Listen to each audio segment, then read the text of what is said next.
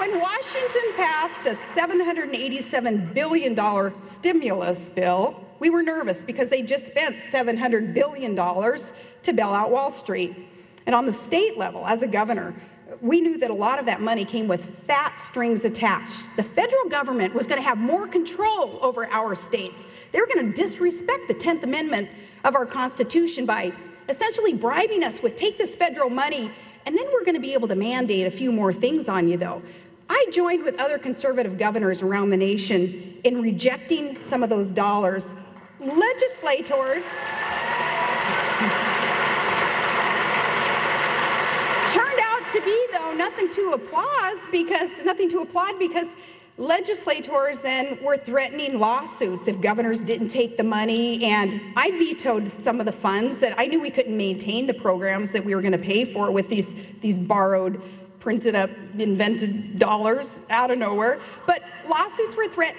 Even in Alaska, in a Republican-controlled legislature, my veto was overridden, and the money poured into those states, and I believe we will see this play out in our states. The federal government will have taken more control over the people who live in our states. Now, I understand wanting to believe that this is all free money, and for some, I guess it's tough to tell people no in tough times. Plus, remember our administration promised that it would be good stewards of taxpayer dollars. Remember Vice President Biden? He was put in charge of a tough, unprecedented oversight effort. That's how it was introduced. You know why? Because nobody messes with Joe. Now,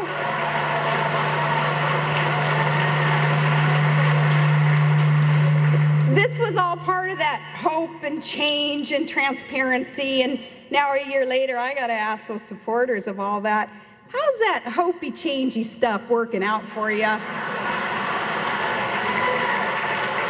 See, I tried to look into that transparency thing, but Joe's meetings with the Transparency and Accountability Board, it was closed to the public. Yeah, they held a transparency meeting behind closed doors. So, not sure if anybody's messing with Joe, but here is what I do know. A lot of that stimulus cash, it ended up in some pretty odd places, including districts that didn't even exist, and programs that really don't have a whole lot to do with stimulating the economy. Nearly $6 million was given to a Democrat pollster who had already made millions during the Democrats' presidential primary. Nearly $10 million was spent to update the stimulus website.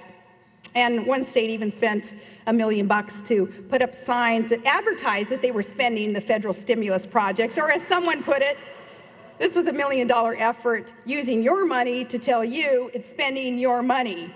And it didn't create a single job. These uses of stimulus funds don't sound targeted and they don't sound timely as we were promised. They just sound wasteful. And in the case of those signs, kind of ridiculous. All of that stimulus. I don't know about you, but seeing those checks written for some of these pet projects of congressmen and those in the White House, did you feel very stimulated? And then it turns out that Washington got the price tag wrong. All of these projects and programs, they cost tens and tens of billions of dollars more than we were told. It's now closer to $860 billion. Add this to the fact that the White House can't even tell us how many jobs were actually created, depending on who you ask. It's anywhere from thousands to 2 million. But one number that we are sure of is the unemployment number, and that's at 9.7, which is well above the 8% mark that we were promised our stimulus package would go to avoid. And underemployment now is 16.5%. You've got all these people who have just kind of given up right now, and they're not even enrolling in some of these programs. Tough to count them. Folks, I won't go into all of it tonight, but the list of broken promises is long. Candidate Obama pledged to end closed-door sweetheart deals and no-bid contracts once and for all. But just last month, his administration awarded a $25 million no-bid contract to a Democrat donor. Is that hope? Nope. It's not hope. That's the same old in Washington, D.C., and instead of changing the way Washington does business, we got the Cornhusker kickback and the Louisiana Purchase and millions of tax breaks for union bosses' desires.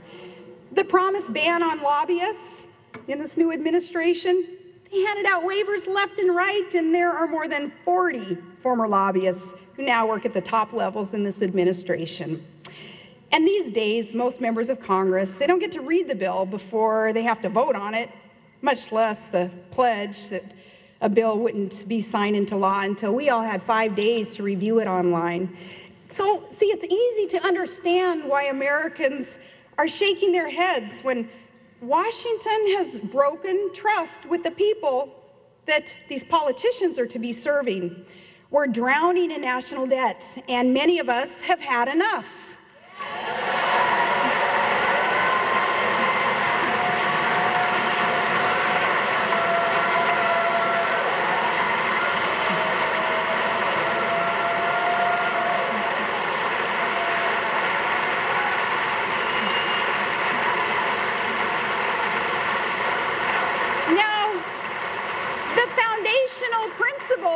In all of this, it's easy to understand. It really is, even though I think D.C. would just love for us to believe that this is all way over our heads. Somebody in Tennessee, somebody up there in Alaska, she'll never understand what we're talking about here in D.C. No, this is all pretty simple stuff. When our families, when our small businesses, we start running our finances into the red, what do? We tighten our belts and we cut back budgets. Isn't that what we teach our children, to live within our means? So what Todd and I do when we have to make payroll, buy new equipment for our commercial fishing business, we have to plan for the future and meet a budget. But in Washington, why is it just the opposite of that? This week, they unveiled a record-busting, mind-boggling $3.8 trillion federal budget. And they keep borrowing, and they keep printing these dollars, and they keep making us more and more beholden to foreign countries, and they keep making us take these steps towards insolvency. Now, what they're doing in proposing these big new programs with giant price tags, they're sticking our kids with the bill, and that's immoral. That's generational theft. We're stealing the opportunities from our children.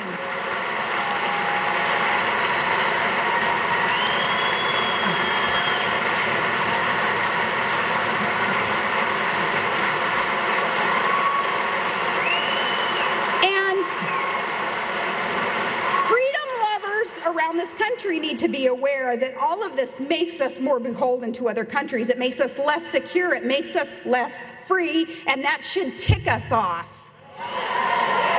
So, folks, with all these serious challenges ahead, we've got private sector job creation that has got to take place, and got these economic woes and health care, the war on terror.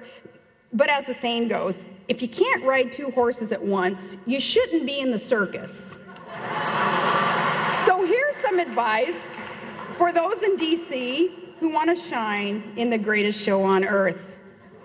Too often when big government and big business get together and cronyism sets in, well, it benefits insiders, not everyday Americans. The administration and Congress should do what we did up there in Alaska when the good old boys started making backroom deals that were benefiting big oil and not the citizens of the state. And the citizens of the state, then, Alaskans, we got together and we put government back on the side of the people. And a lot of the bigwigs, they started getting in trouble, and some of the bigwigs ended up going to jail over their backroom deals.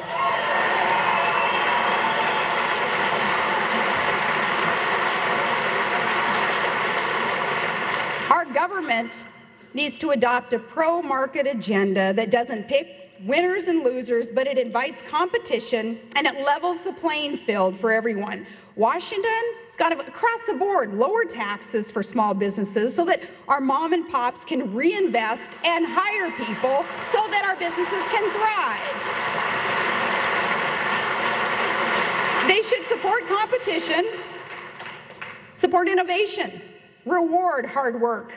And they should do all that they can to make sure that the game is fair without that undue corrupt influence. And then they need to get government out of the way.